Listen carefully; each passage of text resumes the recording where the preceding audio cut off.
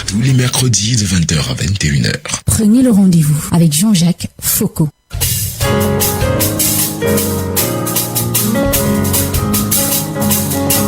Le deuxième texte est Cortex Déconfinement, un livre de Symphorien Téné, dit Sangong. Il a fait ses études d'ingénierie à l'Université technique de Berlin en Allemagne. Il s'est reconverti dans les sciences sociales en France et il est consultant intermittent et médiateur socio-culturel à Montreuil, en région parisienne. Il est également conseiller au cabinet juridique AXA à Bienne, en Suisse. Il est avec nous et nous parle de son livre dans quelques secondes. Le point littéraire, l'entretien.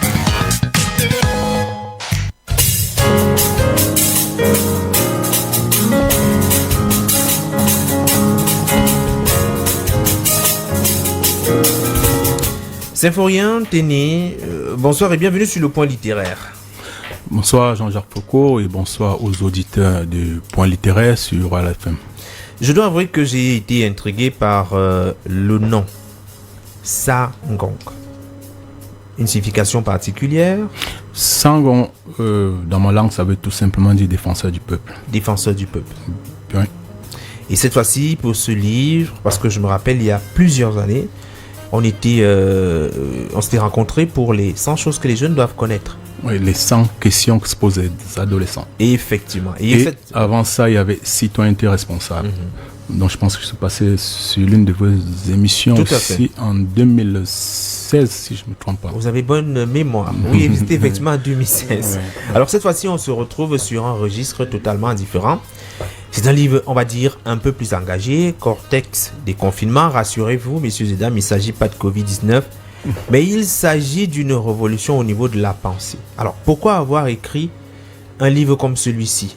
Est-ce motivé par le constat que vous faites? Celui selon lequel l'Afrique se laisse dominer par le monde, et cela malgré le potentiel en hommes et en ressources. Bien entendu, vous faites bien de le rappeler, Cortex Déconfinement, il ne faudrait pas que les gens pensent tout de suite au Covid, à la pandémie, à Corona-19, parce que même les professionnels de littérature ont tendance à me dire que c'est un livre médical. Je leur dis non, tout simplement parce que nous avons eu à nommer cet ouvrage Cortex Déconfinement en fonction du contexte dans lequel a été écrit ce livre. Vous savez que pour écrire un livre, il faudrait avoir parti d'abord d'un prétexte, qu'on soit dans un contexte, maintenant pour aboutir au texte final qui est le livre qu'on peut agrémenter de paratextes. Comme nous l'avons commis là, notre ouvrage, il a été commis pendant la période à Corona-19, donc c'est pour ça qu'on parle de Cortex Déconfinement. Il faut bien voir que ça a un rapport avec le déconfinement du cerveau, c'est-à-dire la libération mentale des peuples africains, des peuples du tiers-monde en général. Est-ce à dire que le travail doit commencer au niveau du niveau de considération que les Africains ont d'eux-mêmes?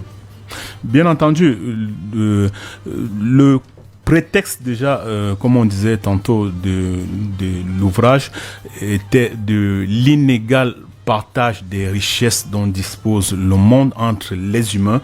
Il faudrait savoir que toute l'histoire du monde a été falsifiée par des intellectuels proto-racistes du siècle dit des Lumières en Europe. Déjà partant de la hiérarchisation des races, on nous a fait comprendre quand nous on était encore sur les bancs qu'il existait 5 races, ce qui est totalement faux. Bien entendu, on se rend compte aujourd'hui qu'on ne parle que de 2 pôles des races humaines. On parle de la race blanche généralement et la race noire. On fait généralement ce distinguo. Or, quand nous étions jeunes, on parlait de 5 races.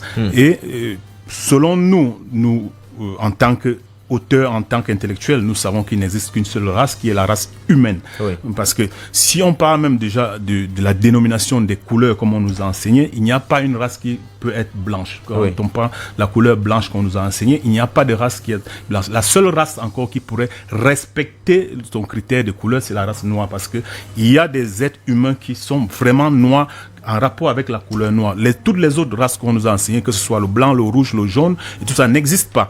Donc, il faudrait savoir que nous sommes au cœur même de la civilisation mondiale. L'homme noir est le premier être humain sur la Terre. Donc, la seule race qui existe, c'est la race humaine et c'est la race noire. Donc, les autres sont nos enfants et nos petits-enfants. Donc, il est hors de question, comme ça, de concevoir une hiérarchisation des races en mettant l'homme noir au bas de l'échelle selon leur classification des races, qui est tout à fait erronée.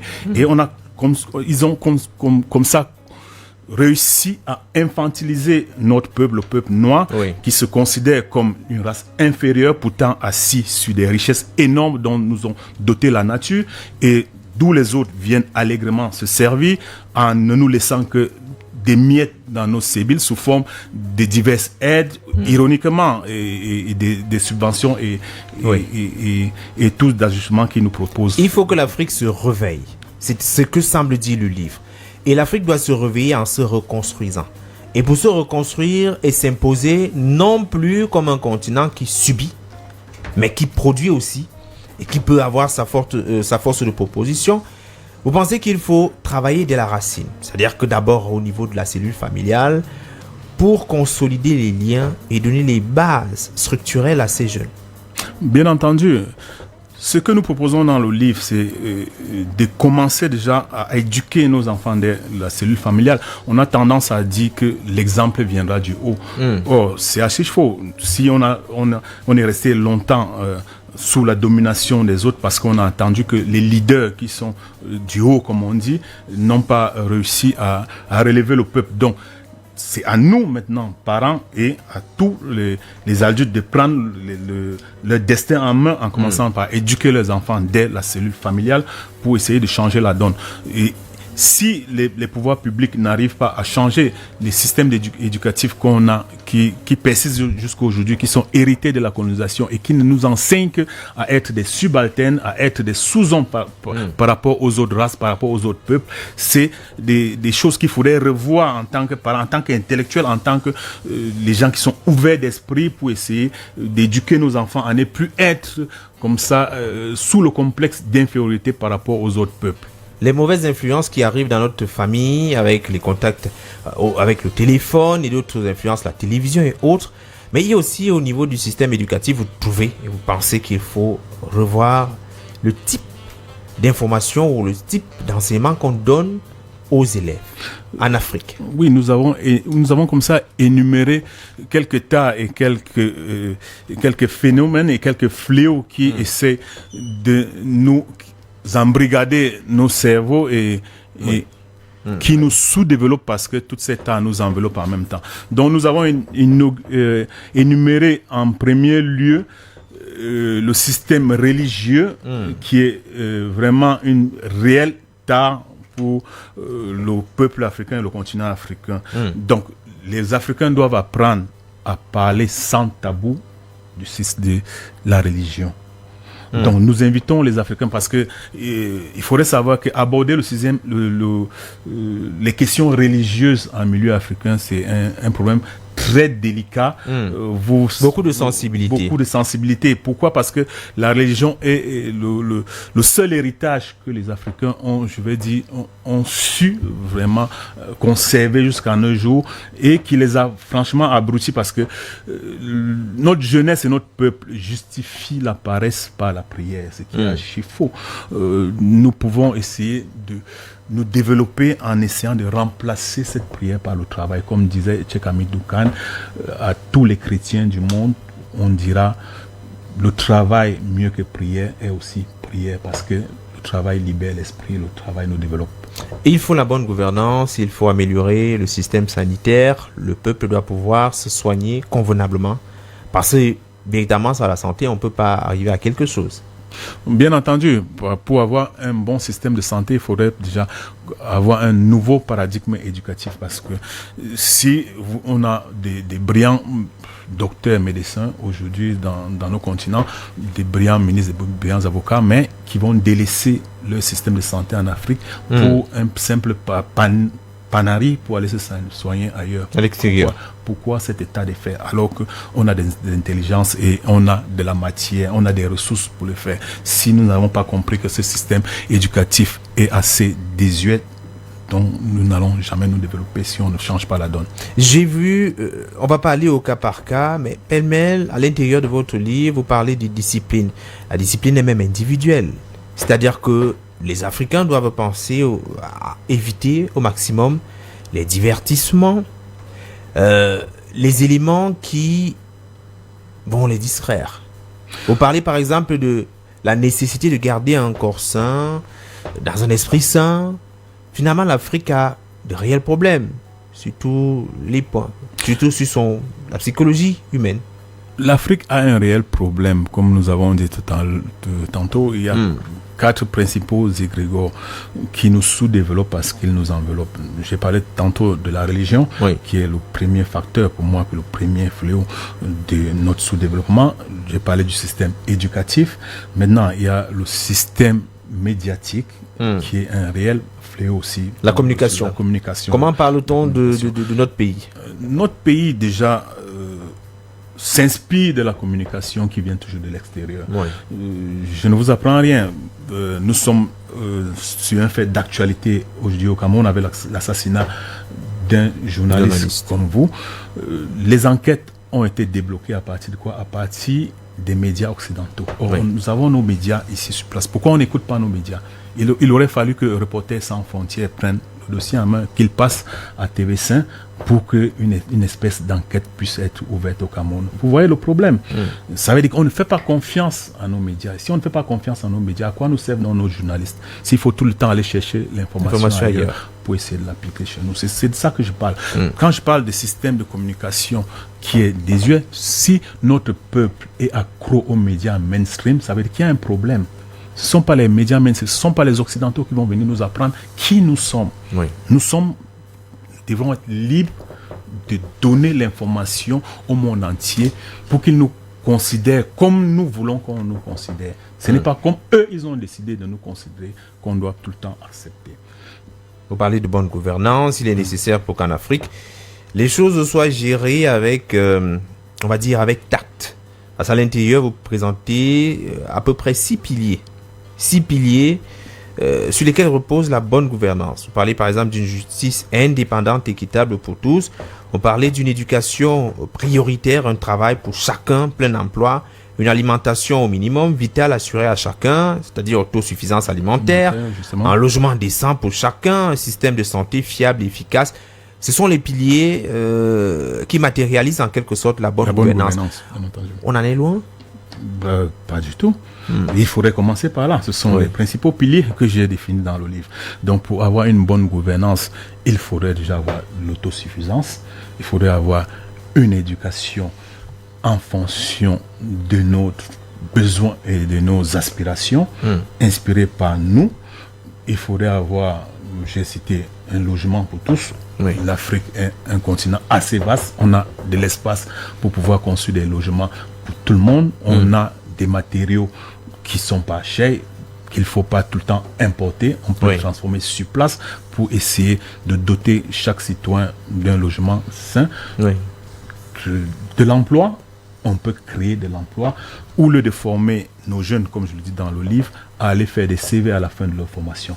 Or, on doit pouvoir avoir un système éducatif qui forme le jeune à créer de l'emploi lui-même. Non pas le système éducatif qui ne permette qu'aux jeunes à faire des CV à la fin de leur formation. Pour attendre d'être recrutés dans la fonction publique. Alors, Donc, j'ai parlé du plein emploi, j'ai parlé du logement décent pour tous.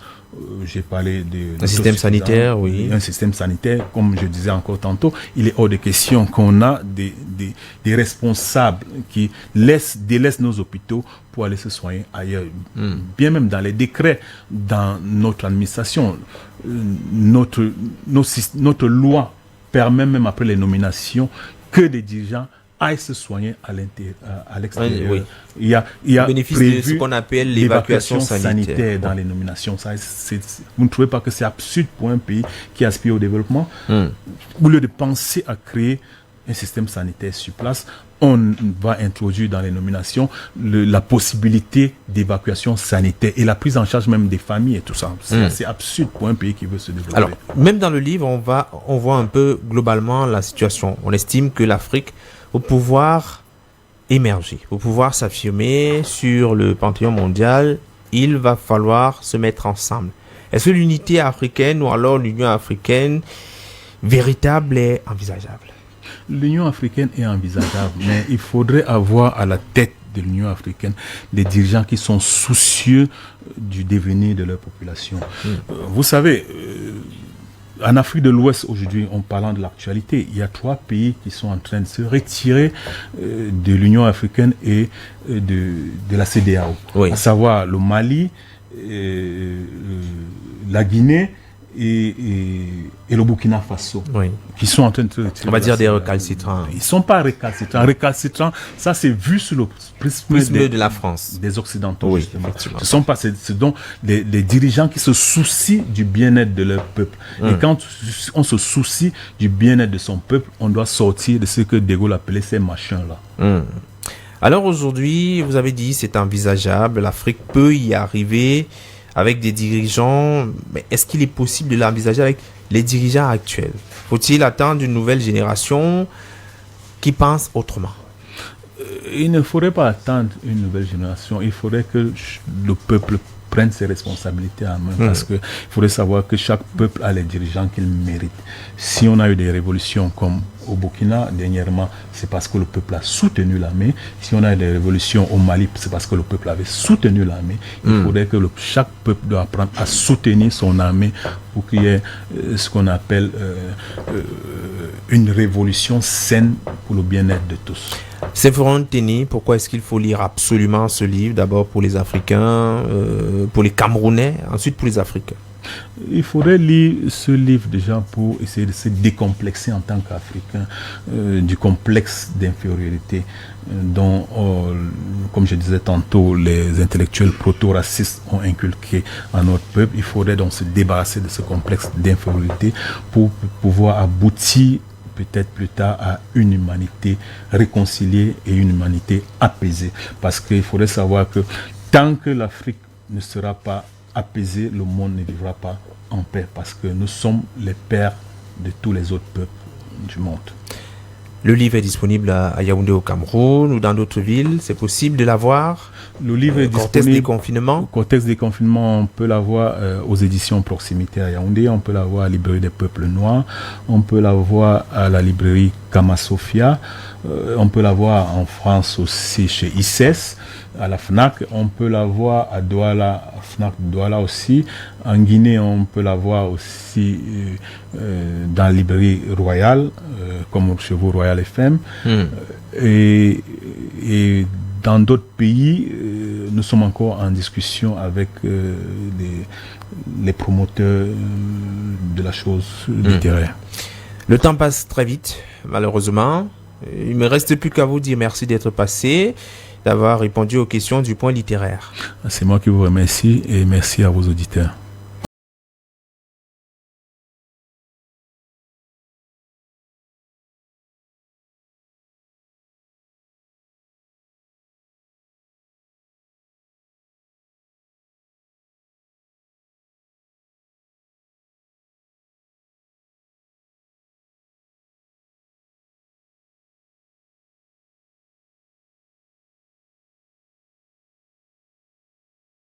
Se referme mise en onde des cadrages vidéo. Salomon Essana, coordination éditoriale, Jean-Patient Tsala, coordination centrale, Carole Prudence Tientieux, supervision générale, le pasteur Bissaï Emmanuel Noël, présentation Jean-Jacques Foucault. J'aurai le plaisir de vous retrouver mercredi prochain. La radio ne s'arrête pas, elle continue. Iboylamé Mikado est avec nous. Bonsoir Iboylamé. Allez Jean-Jacques, bonsoir. Merci, c'est un plaisir de nous voir, mais malheureusement de nous quitter aussi. Oui, c'est un relais 4x4 dont chacun prend. Désormais, je vous passe... et puis vous continuez avec le relais. Voilà, donc on va continuer, vous me passez le témoin. Oui. Et je vais continuer avec bonbons et piments jusqu'à 0h. Oui. Jusqu'à minuit, c'est comme ça tous les soirs sur Royal FM. Tout à fait. Alors il y a ce passage de témoin. Et ce soir, j'ai retenu 2 sujets pour les auditeurs. Alors, le président de la Fédération française de football